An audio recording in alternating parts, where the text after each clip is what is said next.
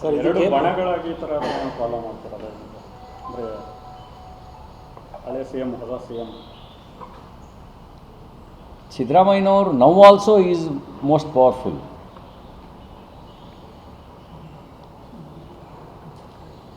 ಸಿದ್ದರಾಮಯ್ಯನವ್ರನ್ನ ಕಡೆಗಣಿಸಿ ರಾಜಕಾರಣವನ್ನು ಮಾಡೋದು ಅಷ್ಟು ಸುಲಭ ಅಲ್ಲ.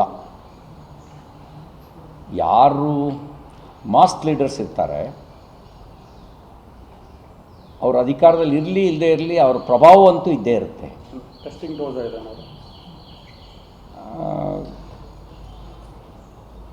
ಹಾಗೆ ಕಾಣುತ್ತೆ.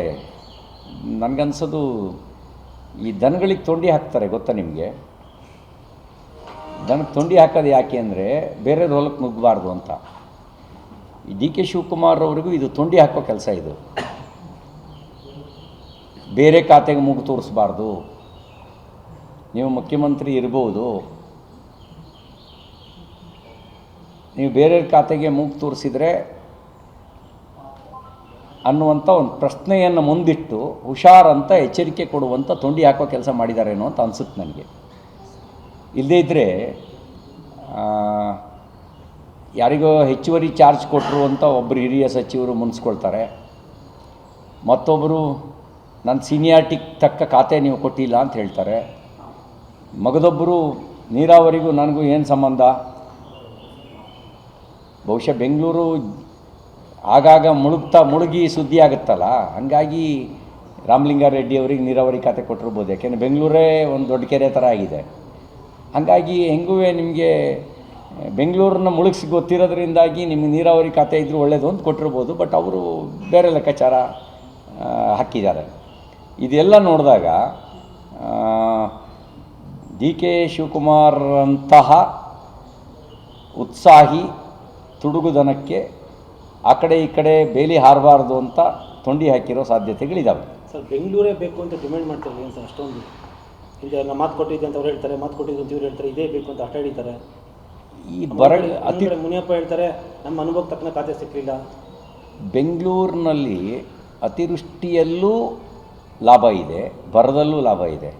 ಈಗ ನೀವು ಬೇರೆ ಕಡೆಗಳಲ್ಲಿ ಬರ ಬಂದರೂ ಕಷ್ಟ, ಅತಿವೃಷ್ಟಿಯಾದರೂ ಕಷ್ಟ. ಅದು ಬೆಂಗಳೂರಲ್ಲಿ ಹಾಗೇನಿಲ್ಲ. ನಿಮ್ಮ ಮಳೆ ಬರಲಿ ಬರದೇ ಇರಲಿ, ಮಳೆಗೂ ಬೆಳೆಗೂ ಏನೂ ಸಂಬಂಧ ಇಲ್ಲ. ಬೇರೆ ಕಡೆಗೆ ಮಳೆಗೂ ಬೆಳೆಗೂ ಸಂಬಂಧ ಇದೆ. ಬೆಂಗಳೂರಲ್ಲಿ ಮಳೆಗೂ ಬೆಳೆಗೂ ಯಾವ ಸಂಬಂಧವೂ ಇಲ್ಲ. ಮಳೆ ಇಲ್ಲದೇ ಇದ್ದರೂ ಬೆಳೆ ಬರುತ್ತೆ, ಮಳೆ ಜಾಸ್ತಿ ಆದರೂ ಬೆಳೆ ಬರುತ್ತೆ. ಡಿ ಕೆ ಶಿ ಸರ್ಕಾರ 100 ಹೊಡೆಯಲ್ಲ ಅಂತೀರಾ? 100 ಹೊಡೆಯಲ್ಲ ಅಂತೀರಾ ಡಿ ಕೆ ಶಿ ಸರ್ಕಾರ?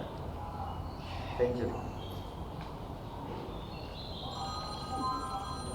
ಯಾವುದರಲ್ಲಿ?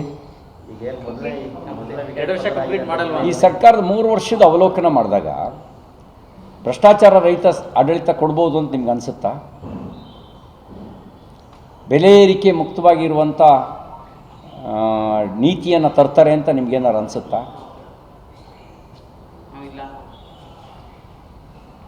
ಭ್ರಷ್ಟಾಚಾರ ಮತ್ತು ಬೆಲೆ ಏರಿಕೆಯಿಂದ ಮುಕ್ತ ಆಗದೇ ಇದ್ದರೆ ಒಳ್ಳೆ ಆಡಳಿತ ಹೆಂಗೆ ಕೊಡೋಕ್ಕೆ ಸಾಧ್ಯ?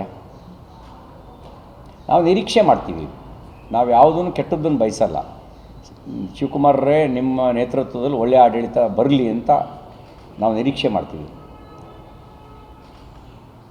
ನೀವು ಹೇಗೆ ನಿಮ್ಮ ಆರ್ಥಿಕ ಸ್ಥಿತಿಯನ್ನು ಬದಲಾಯಿಸ್ಕೊಂಡ್ರೋ, ನೀವು ಬಿಸ್ನೆಸ್ ಮಾಡಿದಿರೋ ಬೇರೆ ಏನು ಮಾಡಿದಿರೋ ಕಾಮೆಂಟ್ಸ್ನ ಮಾಡೋಕ್ಕೆ ಹೋಗಲ್ಲ. ಅದೇ ರೀತಿ ರಾಜ್ಯದ ಆದಾಯವೂ ಅದೇ ಪ್ರಮಾಣದಲ್ಲಿ ಏರಿಕೆ ಆಗಲಿ, ಆಗ ಬಹುಶಃ ರಾಜ್ಯದ ಭವಿಷ್ಯದ ದಿನಗಳಲ್ಲಿ ನವ ಕರ್ನಾಟಕದ ನಿರ್ಮಾತ್ಮ ಅಂತ ಅನ್ನುವಂಥ ಬಿರುದು ನಿಮಗೆ ಸಿಗುವಂತಾಗಲಿ. ಈಗೇನು ಸಾಲದ ಸುಳಿಯಿಂದ ರಾಜ್ಯ ಮುಕ್ತವಾಗಿ ಆದಾಯದಲ್ಲಿ ನಿಮ್ಮ ಏರಿಕೆಯ ಪ್ರಮಾಣದಷ್ಟೇ ಏರಿಕೆಯಾಗಲಿ ನಮ್ಮ ರಾಜ್ಯದ ಆದಾಯ, ಅದನ್ನ ಆಶಯ ವ್ಯಕ್ತಪಡಿಸ್ತೀವಿ.